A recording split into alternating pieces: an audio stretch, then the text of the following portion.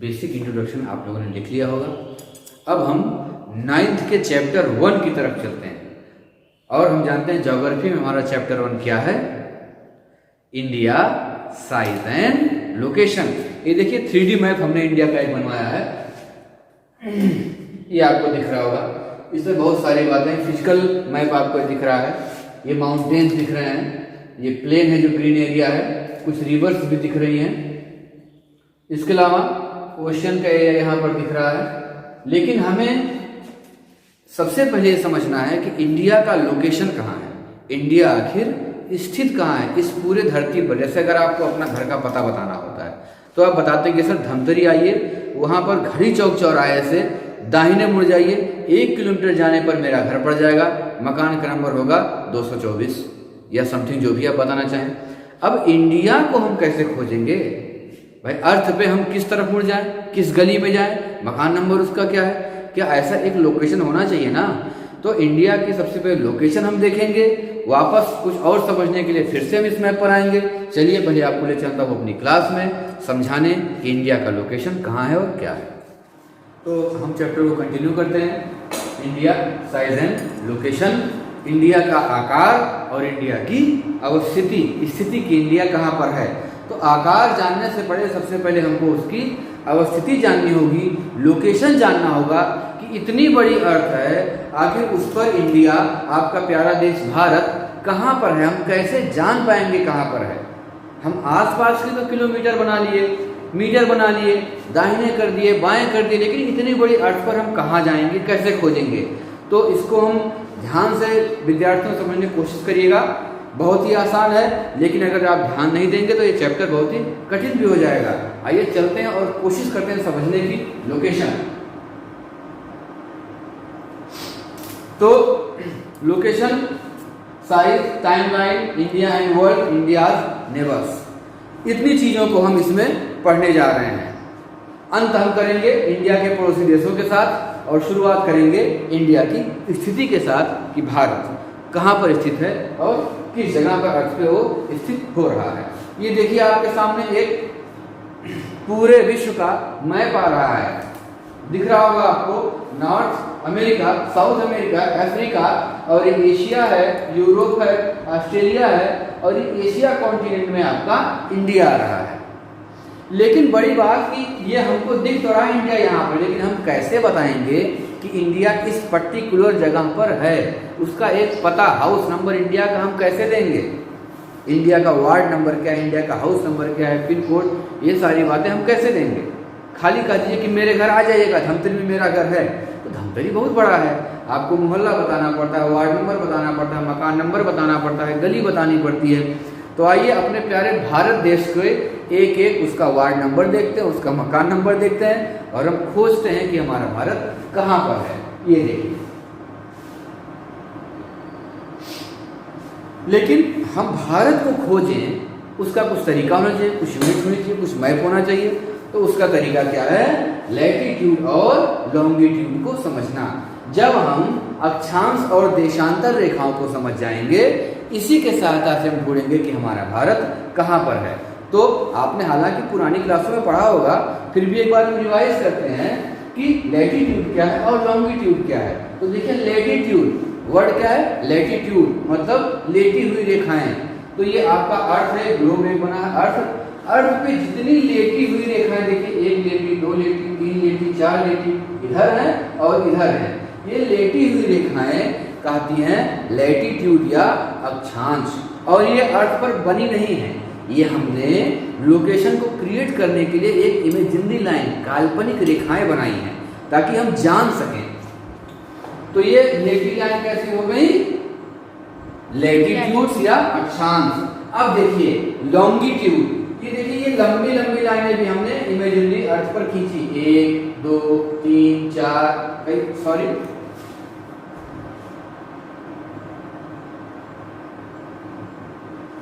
हाँ screen touch board है, थोड़ा हिल गया था। तो देखते हैं ये लंबी रेखाएं हैं, तो अर्थ पे जो लंबाई में जो रेखाएं हैं, जो काल्पनिक रेखाएं हैं वो लॉन्गिट्यूड हैं और जो लेटी हुई हैं वो लैटिट्यूड हैं।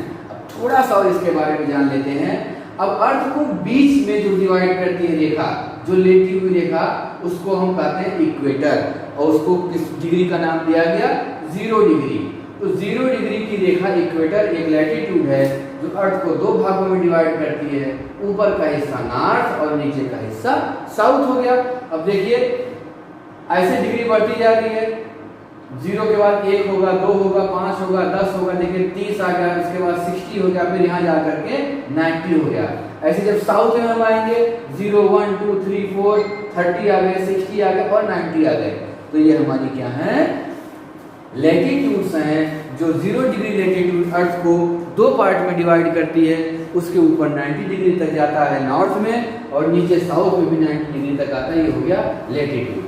सेम आपका लॉन्गिट्यूड है, ये भी अर्थ को दो हिस्सों में डिवाइड करता है, एक ईस्ट और दूसरा वेस्ट। इधर भी देखिए कई रेखाएं जा रही हैं और इधर भी कई लैटिट्यूड्स जा रही हैं। अब ये अगर 0 है तो ये 1 होगा, 2 होगा, 3 होगा, 5 होगा, 10 होगा, ऐसे करते करते देखिए 180 तक आ जा रहा है। इधर भी 0 से करते करते करते करते 180 तक आ जा रहा है ना। अब थोड़ा सा और आगे चलते हैं। तो लॉन्गिट्यूड और लैटिट्यूड हमने समझ लिया। लैटिट्यूड लेटी हुई रेखाएं हैं, लॉन्गिट्यूड लंबी रेखाएं हैं जो अर्थ पे इमेजिनरी बनी हुई है काल्पनिक रूप से, और अर्थ को इस तरीके से वो डिवाइड करती हैं। डेफिनेशन यहाँ पर है, आप इसको लिख सकते हैं अगर आपको ना पता हो तो। अब आइए इन रेखाओं को जानने के बाद, लैटिट्यूड और लॉन्गिट्यूड्स को जानने के बाद हम हेमिस्फीयर को देखते हैं। तो हेमिस्फीयर क्या है पहले इसको समझ लें। स्फीयर एक स्फेरिकल शेप होता है जो अर्थ का है, एकदम गोल ना हो करके थोड़ा सा पोल की तरफ ऐसे स्लाइड चिपका हुआ, और पेट तो किसी आदमी की पेट ज़्यादा निकली हुई होती है तो अर्थ का ऐसे बीच का हिस्सा ज़्यादा निकला है, तो वो शेप क्या है? स्फेरिकल शेप होता है। अब हेमिस्फीयर मतलब आधा, स्फीयर को हम हिंदी में कहते हैं गोलार्ध, गोला, और हेमिस्फीयर को कहते हैं गोलार्ध, मतलब आधा गोला। तो हेमिस्फीयर मतलब कि आधा गोला, आपका अर्थ समझिए एक गोला है तो आधा गोला। अब कैसे कैसे आधे गोले बने ये देखिए। अभी हमने जिक्र किया था कि लैटिट्यूड्स हैं अर्थ पे इमेजिनरी लाइन जो लेटी हुई रेखाएं हैं, 0 डिग्री अर्थ को दो बराबर पार्ट में डिवाइड करती है। तो जब दो बराबर पार्ट में डिवाइड की तो आधा हिस्सा नीचे का, आधा हिस्सा ऊपर का। मैप में हम जानते हैं कि ये साइड नॉर्थ होता है और ये साइड साउथ होता है। तो ये वाला जो आधा गोला है ये हो गया नॉर्दर्न हेमिस्फीयर, और ये वाला आधा गोला हो गया साउदर्न हेमिस्फीयर, उत्तरी गोलार्ध और दक्षिणी गोलार्ध। अब इंटरेस्टिंग बात क्या है, ये देखिए आपका इंडिया यहाँ पर है एशिया कॉन्टिनेंट में। अब आप खुद सोच लीजिए और तय कर लीजिए कि एक इमेजिनरी लाइन से ही हमको इंडिया के बारे में पहला स्टार्टिंग पॉइंट पता चल गया कि हमारा इंडिया कहाँ पड़ता है? नॉर्दर्न हेमिस्फीयर में पड़ता है। अब हम छोटा पहला पता जान गए कि हमारा इंडिया अर्थ में कहाँ है, तो भैया नॉर्दर्न हेमिस्फीयर में है। और ये इसी लाइन के बदले हम जान पाए जो ये बीच में से लाइन डिवाइड करती है। अभी और देखिए, अब ये 0 डिग्री डिवाइड कर रही है तो ये 0 डिग्री है, ये 1 होगा, 2 होगा, 3 होगा। कोई ऐसी लाइन आएगी जो यहाँ पर आपके इंडिया के हिस्से को टच करेगी, फिर ऐसे ऐसे बढ़ती जा रही। देखिए यहाँ 30 आ गया, फिर 50 60 70 80 ऊपर जाकर के 90 हो गया। तो उसको भी हम आगे डिस्कस करेंगे। अब एक और हेमिस्फीयर देखते हैं। ये लैटिट्यूड हो गया। अब हम लॉन्गिट्यूड को देखते हैं। लॉन्गिट्यूड जो लंबी रेखाएं होती हैं उसमें भी 0 डिग्री रेखा क्या करती है? भारत में वर्ल्ड को दो बराबर हिस्से में बांटती है, एक ईस्ट का हिस्सा और दूसरा वेस्ट का हिस्सा। तो चूंकि ये गोला है तो इसको आधे गोले बांटा, तो पूर्वी आधा गोला और पश्चिमी आधा गोला। तो ये हो गया वेस्टर्न हेमिस्फीयर, ये जो लाइट वाला हिस्सा है, जो डार्क वाला है वो ईस्टर्न हेमिस्फीयर हो गया। अब आप बताइए इंडिया आपका किस हेमिस्फीयर में आ रहा है? ये देखिए इंडिया है, तो इंडिया ईस्टर्न हेमिस्फीयर में आ रहा है। तो दो बातें क्लियर हो गई हमारी कि इंडिया नॉर्थ में है और ईस्ट में है। यहां से हमें पता चला कि इंडिया ईस्ट में है, और इससे पता चला कि इंडिया नॉर्थ में है। तो ना साउथ में है ना वेस्ट में है, नॉर्थ के हिस्से में और ईस्ट के हिस्से में इंडिया है। पहला पड़ाव हमें पता चला। ये देखिए क्लियर हो गया। Thus it is clear that India is located in eastward northern hemisphere, मतलब कि ये वेस्टर्न हो गया, ये ईस्टर्न हो गया, तो ईस्ट में हो गया, ये नॉर्दर्न हो गया, ये साउदर्न हो गया, तो नॉर्थ में हो गया। इंडिया हमारा यहाँ पर है। पहला पता चला कि नॉर्दर्न हेमिस्फीयर में है और ईस्टर्न में है। अब हम देखेंगे कि एक्चुअली में इंडिया कितने डिग्री पर आ रहा है। तो ये लाइन देखिए, ये 0 है, फिर 1 2 3 4 5 6 7 8, एक लाइन ऐसी होगी जो इंडिया को यहाँ पर ऐसे टच करेगी, वही हमारा पहला पड़ाव होगा। इधर ईस्ट वाला भी जो देखा जा रहा है, ऐसे करते करते एक लाइन ऐसे आएगा जो इंडिया को यहाँ पर टच करेगा, और एक लाइन आएगा जो इंडिया को यहाँ पर टच करेगा, करेगा ना। अब एक्चुअल लोकेशन हम देखते हैं। देखिए, तो हम जिस लाइन की बात कर रहे थे वो लाइन नीचे से आई, तो 8 डिग्री 4 मिनट की लाइन ने इंडिया के साउदर्न हिस्से को टच किया, तो 8 डिग्री 4 मिनट हो गया ये। और करते करते लाइन जब ऊपर जाने लगी तो ऊपर 37 डिग्री 6 मिनट ने टच किया, ये लैटिट्यूड था। अब हम लॉन्गिट्यूड की बात करेंगे, तो जो लॉन्गिट्यूड 0 से चल करके ईस्ट में आ रहा था वो 68 डिग्री 7 मिनट पे इंडिया के वेस्ट हिस्से को टच करता है, और अंत में 97 डिग्री 25 मिनट पर इंडिया के ईस्ट हिस्से को टच करता है। तो 4 लाइनें हमने खोज ली जो इंडिया को चारों तरफ से बांध रही हैं। अब सबसे बड़ा सवाल है जो पीएससी जैसे कंपटीशन में भी आ जाता है, हमारे एग्जाम्स 1 मार्क्स में भी आता है कि इनकी डायरेक्शन क्या होगी, और वहीं हम लोग कंफ्यूज हो जाते हैं। देखिए, अगर आप पर्टिकुलर इंडिया की बात करते हैं तो ये नॉर्थ है, ये साउथ है, ये ईस्ट है, ये वेस्ट है, तो हम सिंपली कहते हैं कि 37 degree 6 minute north, 8 degree 4 minute south. चूंकि ये वेस्ट है तो 68 डिग्री 7 मिनट वेस्ट, और ये ईस्ट है तो 97 डिग्री 25 मिनट ईस्ट। लेकिन यहीं पर ये हमारा गलत हो जाता है। देखिए, आप यहाँ लिखा भी है, ये भी ईस्ट लिखा है, ये भी ईस्ट लिखा है, ये भी नॉर्थ लिखा है, और ये भी नॉर्थ लिखा है। अब क्वेश्चन ये आता है कि जब भैया इंडिया का ये दक्षिणी हिस्सा है तो नॉर्थ क्यों लिखा है? तो हम आपको ये बता रहे हैं कि इंडिया का जो हम लोकेशन खोज रहे हैं वो इंडिया में नहीं खोज रहे हैं, वो हम पूरे अर्थ पे खोज रहे हैं कि पूरे अर्थ पे इंडिया कहाँ है ना। थोड़ा पीछे चलते हैं इसको समझने के लिए। अब देखिए, पूरे अर्थ पे इंडिया कहाँ है, तो पूरे अर्थ पे इंडिया क्या साउथ में है या नॉर्थ में है? साउथ में इंडिया कहीं है ही नहीं। देखिए, इंडिया जो भी है वो नॉर्थ में यहाँ पे है। तो 0 degree, 1 degree north, 2 degree north, 3 4 5, तो जो 8 डिग्री 4 मिनट आ रहा है ये नॉर्थ में ही आ रहा है। और ऐसे करते करते लाइन कितनी भी ऊपर जाएगी ये सारी नॉर्थ की लाइनें होंगी। इस नाते हम इंडिया का जो पहला पॉइंट है वो 8 डिग्री 4 मिनट नॉर्थ कहते हैं, और ऊपर के हिस्से को 37 डिग्री 6 मिनट नॉर्थ कहते हैं। इसी तरीके से इसको भी हमने ईस्ट कहा। तो क्यों ईस्ट कहा? ये देखिए बीच की लाइन 0 डिग्री, ये लॉन्गिट्यूड है 0 डिग्री। ये लॉन्गिट्यूड इंडिया को 2 हिस्सों में बांट रही है, ये हिस्सा वेस्ट है और ये हिस्सा ईस्ट है। अब इंडिया कहाँ पड़ रहा है? ईस्ट में पड़ रहा है। तो 0 डिग्री के बाद जब हम आगे बढ़ेंगे 1 degree, 2 degree, 10 degree, 20 degree, 50 degree, 70 degree, तो हम ईस्ट की तरफ भी तो बढ़ रहे हैं। तो ईस्ट की तरफ बढ़ते बढ़ते ये 67 degree 25 minute, sorry 68 degree 7 minute और 97 डिग्री 25 मिनट ईस्ट पे हमारा खत्म हो रहा है। इस तरह से इंडिया की जो actual longitudinal and latitudinal position होती है वो 68 डिग्री 7 मिनट ईस्ट से 97 डिग्री 25 मिनट ईस्ट होती है, और 8 degree 4 minute north to 37 degree 6 minute north ही होता है। देखिए यहाँ एक चीज और लिखा है 6 डिग्री 45 मिनट नॉर्थ। तो जब इंडिया के मेन लैंड की हम बात कर रहे हैं तब ये 8 डिग्री 4 मिनट है। अक्सर यही पूछा जाता है और हम यही समझते हैं। लेकिन एक आइलैंड भी इंडिया के पास है, अंडमान निकोबार। अगर वहां पर जाते हैं तो अंडमान निकोबार के नाते इंडिया की लोकेशन 6 डिग्री 45 मिनट नॉर्थ पे शुरू होती है। अब आप बार बार कह रहे हैं कि ये मिनट क्या है, तो जैसे घंटा होता है, मिनट होता है, सेकंड होता है, किलोमीटर होता है, मीटर होता है, इसी तरीके से लैटीट्यूड और लॉन्गिट्यूड की पोजीशन भी डिग्री और मिनट में, उसका छोटा रूप है, मिनट में नापी जाती है।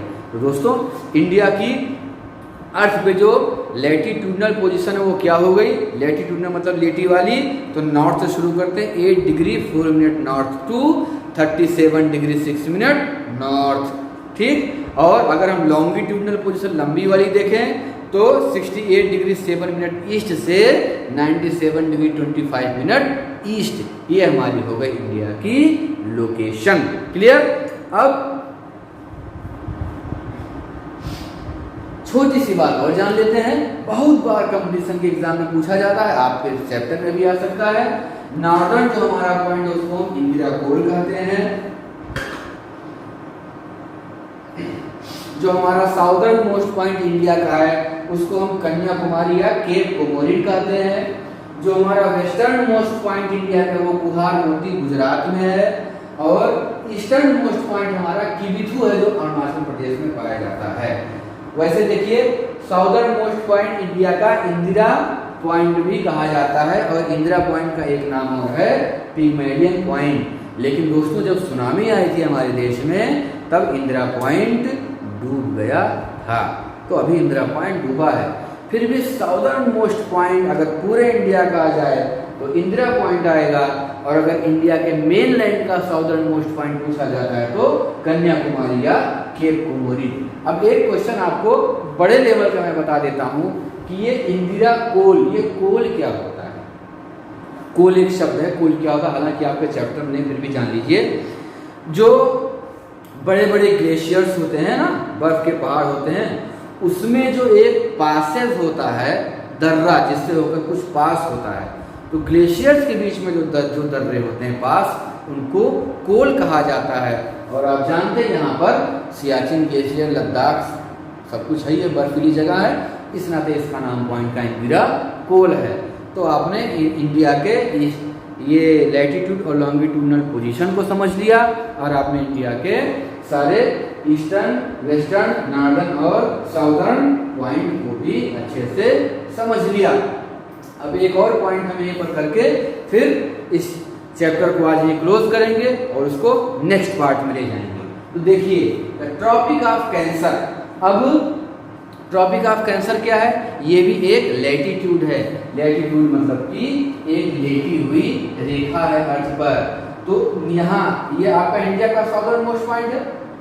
अभी इससे बहुत सारे नीचे वो था 0 डिग्री था, 0 डिग्री से हम यहाँ तक आए तो 1 डिग्री हो गया, 8 degree 4 minute, 9 degree 10 degree 11, 15, 16, 18, 19, 20, 21, 22, 23 degree and half.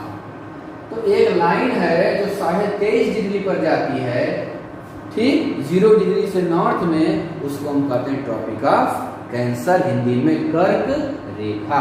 तो कर्क रेखा क्या है, एक इमेजिनरी लाइन है जो एक लैटीट्यूड है, किस डिग्री का, 23.5 डिग्री का, 23 डिग्री एंड हाफ मिनट का, वो आपके इंडिया से होकर के जाती है।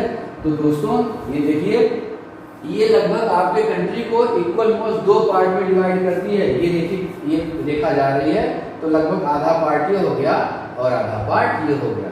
तो आपके कंट्री को 2 पार्ट में डिवाइड करने वाली रेखा कौन सी है, तो ट्रॉपिक ऑफ कैंसर है, कर्क रेखा है। और ये क्या है, एक लैटीट्यूड है, लॉन्गिट्यूड नहीं, क्योंकि लॉन्गिट्यूड तो लंबा होता है, लैटीट्यूड लेटा होता है, तो ये लैटीट्यूड है। अब क्वेश्चन आता है कि इंडिया के कौन कौन से स्टेट से ये ट्रॉपिक ऑफ कैंसर पास करती है। देख लीजिए कौन कौन से स्टेट से पास करती है। गुजरात, राजस्थान, मध्य प्रदेश, छत्तीसगढ़, झारखंड, वेस्ट बंगाल, त्रिपुरा और मिजोरम।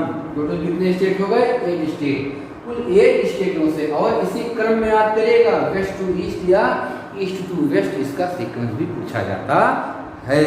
तो हमने क्या जान लिया, इंडिया को जान लिया, इंडिया के लोकेशन को जान लिया, और इंडिया का southern, northern, eastern, western part जान लिया, ट्रॉपिक ऑफ कैंसर और इससे पास होने वाली सारी स्टेट्स को जान लिया। अब अगला पार्ट क्या है ये देखते हैं। हाँ, वीडियो आज का खत्म करने से पहले मैं आपको एक इम्पॉर्टेंट बात बता दूं। At present total 28 states and 8 union territories in India. वर्तमान में हमारे भारत में 28 राज्य हैं और 8 संघ शासित प्रदेश हैं। इसको अच्छे से सुनिएगा, एग्जाम में भी आ सकता है। पहले हमारे भारत में कुल 29 राज्य थे। कितने? 29। और 7 यूनियन टेरिटरी थी, 7 संघ शासित प्रदेश थे। फिर जम्मू कश्मीर को हाल ही में राज्य का दर्जा खत्म कर दिया केंद्र सरकार ने। तो कितने स्टेट हो गए? 29 से घट करके एक घट गया तो हो गया 28 स्टेट। और यूनियन टेरिटरी उसको 2 यूनियन टेरिटरी बना दिया, एक जम्मू कश्मीर और एक लद्दाख। तो 7 से बढ़ करके 9 हो गई। तो अभी कुछ दिन पहले तक, दिसंबर के पहले तक 28 स्टेट और 9 यूनियन टेरिटरी थी। लेकिन दिसंबर में फिर से आप दादर नागर हवेली और दमन एवं दीव और दादर नागर हवेली को आपने सुना होगा। ये 2 अलग अलग यूनियन टेरिटरी थी। इन दोनों को चूंकि एक डिस्ट्रिक्ट इसमें था तो दोनों को मिला दिया गया, तो 2 यूनियन टेरिटरी मिलकर के एक हो गई। इस नाते एट प्रेजेंट हमारे इंडिया में 28 स्टेट हैं और 8 यूनियन टेरिटरी हैं। अब बाकी का पार्ट हम पढ़ेंगे नेक्स्ट वीडियो में। इसको आप देखिएगा, 1 बार 2 बार 3 बार देखिएगा, ताकि जो लोकेशन है लैटिट्यूड लॉन्गिट्यूड हमारा क्लियर हो जाए। नॉर्थ टू नॉर्थ और ईस्ट टू ईस्ट मत भूलिएगा। और कितने स्टेट से पास करे रेखा, इसको मत भूलिएगा। मिलते हैं फिर नेक्स्ट वीडियो में जल्दी ही इसका अगला पार्ट लेकर। हाँ दोस्तों, वीडियो को लाइक करना, चैनल को सब्सक्राइब करना बिल्कुल मत भूलिएगा। शेयर तो इसको ज़रूर करिएगा ताकि आप सारे फ्रेंड्स को देख पाएँ। और साथ ही साथ बेल को टच कर दीजिएगा ताकि आपको नोटिफिकेशन मिलती रहे। ठीक है, खेलते रहिए, पढ़ते रहिए, खुश रहिए, मस्त रहिए, घर में रहिए, सुरक्षित रहिए। नमस्कार।